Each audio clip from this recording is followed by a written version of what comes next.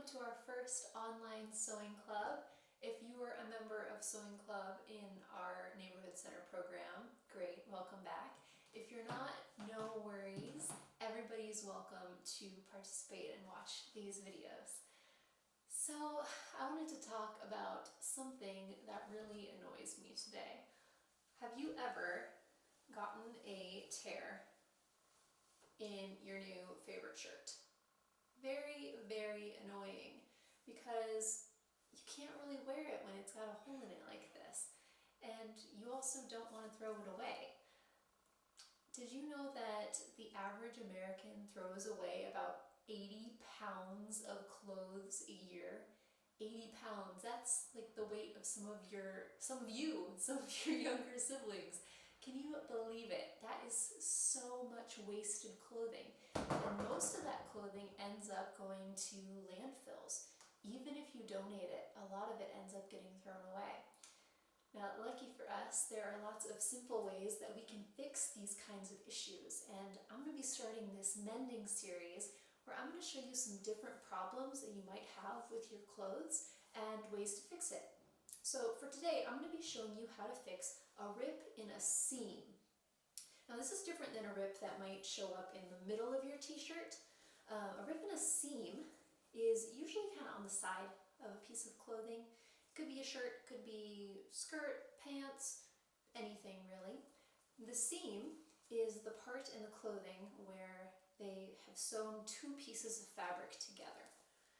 So this is actually a pretty easy fix. It's really a good thing if your clothing rips on the seam because it's a lot easier. So let's hop into it. I'm going to show you how to fix this issue. So I have this t-shirt here, and as you can see, it has a hole in the side. Now if I flip this inside out, you can see that this rip is right on the seam of the t-shirt. The seam is where they sew two pieces of fabric together when they're making the garment. So this is actually a good thing because it's a lot easier to mend a seam than it is to mend a rip in the middle of your t-shirt. I will show you guys how to do that in another video, but for now we're going to focus on this tear in the seam. There's actually a really easy sewing technique that you can do to fix this, and I wanted to teach it to you. So for this, you're actually going to be having the t-shirt flipped the right side out. So the side that you would want people to see when you're wearing it, that's the side that's going to be showing. And you're just going to need a couple materials. You'll need a sewing needle, some thread, and a pair of scissors to cut your thread. Now, most of the time, you'd want to try to match your thread to your cloth the best that you can. Obviously, whatever you have will work just fine, but for today I'm going to use this black thread so that you can see more clearly what I'm doing in the video. So I'm going to take some thread and I'm going to take my needle and I'm going to start by threading my needle. Part can be a little bit tricky, but if you practice it, you should be able to do it in no time. Right? Then I'm going to pull my thread so that I have a nice length here.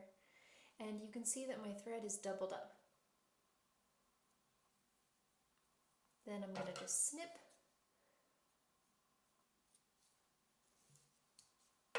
So my thread's about this long.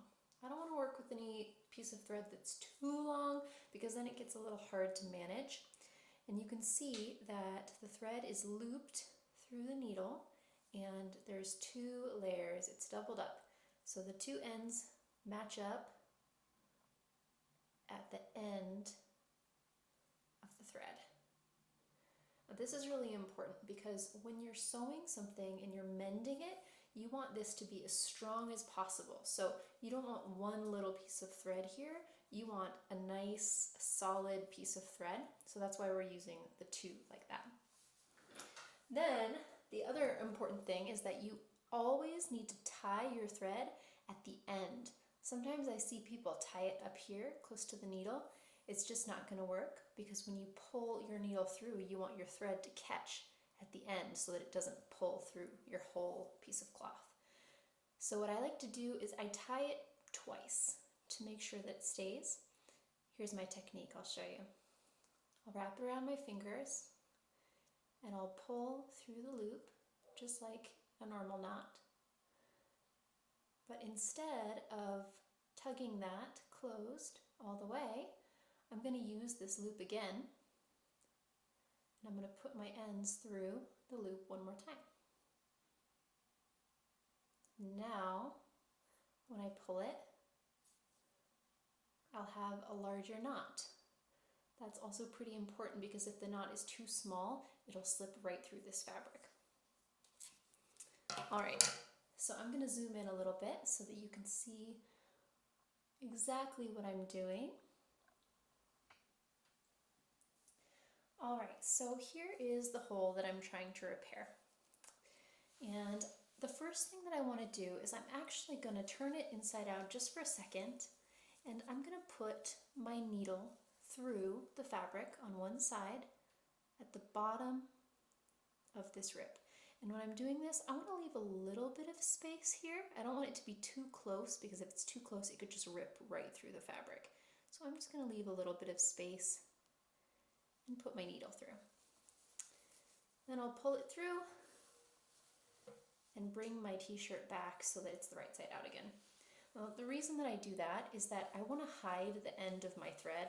I don't want my knot to be showing on the outside of my garment, so I'm going to make sure I hide that on the inside first. Okay, now I'm ready to begin my stitch, and I'm going to be using a stitch called a ladder stitch. You'll probably see why it's called a ladder stitch in a minute, because it basically looks like a ladder when you're sewing. So the idea here is that we are going to be bringing the two sides of this seam back together. Now I already have my thread coming through on this side.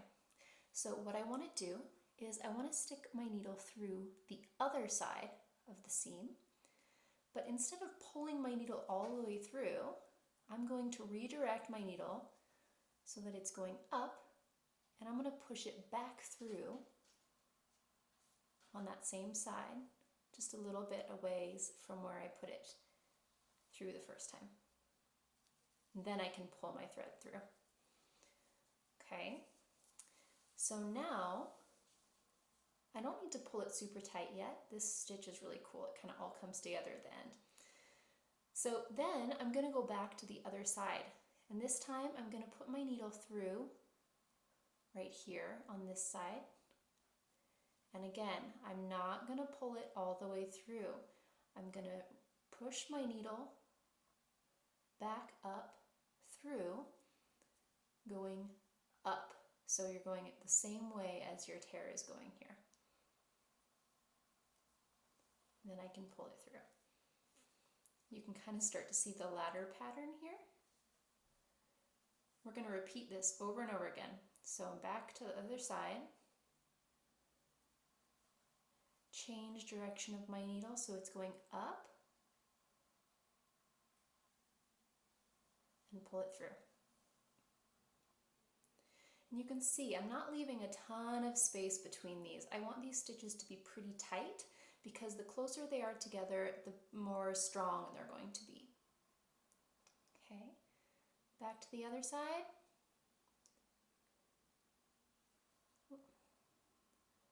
And then up.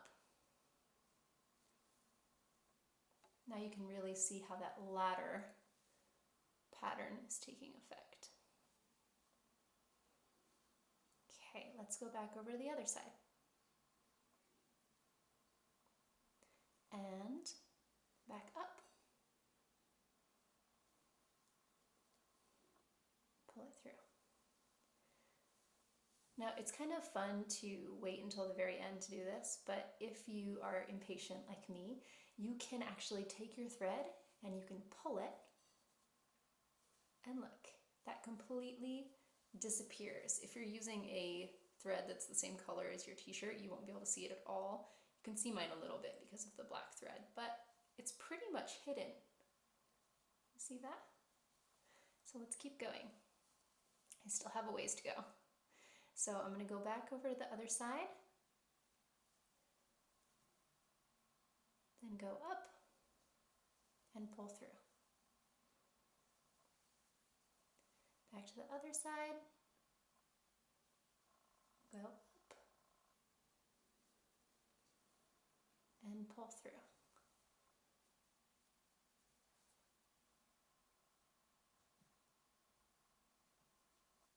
Other side,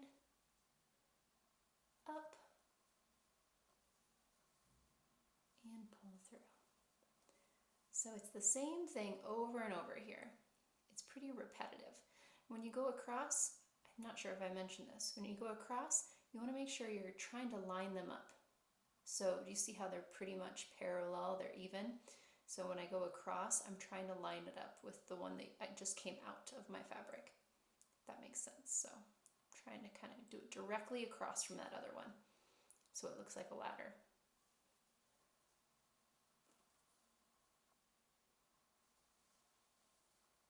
Ooh, I'm almost there. Just a little ways to go here. I think maybe just a couple more stitches.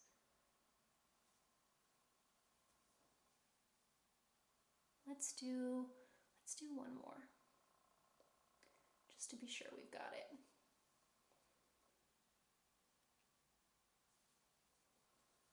All right, so I've gotten to the end of this tear. Now I'm going to pull, and you might see that it bunches up a little bit. If that happens, just take your fabric and kind of pull it so that it's straight again. That just happens when it bunches up a little too much. You can also hold the bottom where you started while you're pulling, and that will prevent that from happening too. So it's pretty much disappeared. You can still see some little dots just because I used the black thread. If you use a color that's similar, you won't even be able to tell.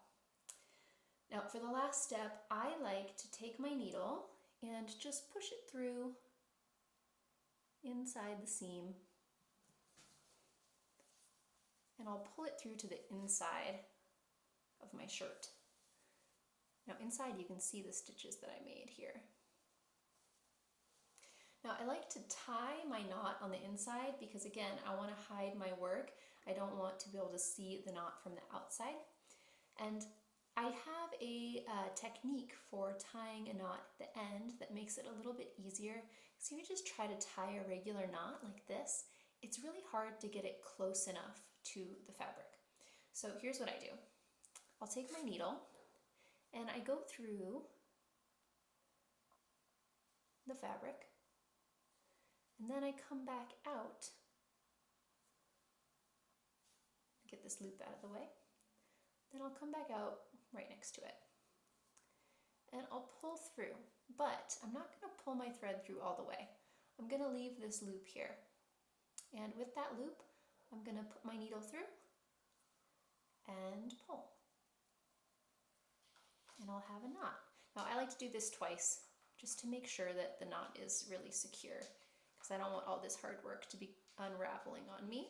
So I'll do that one more time. I'm going to poke it through. And when you do that, just make sure your thread is kind of out of the way so it doesn't get tangled.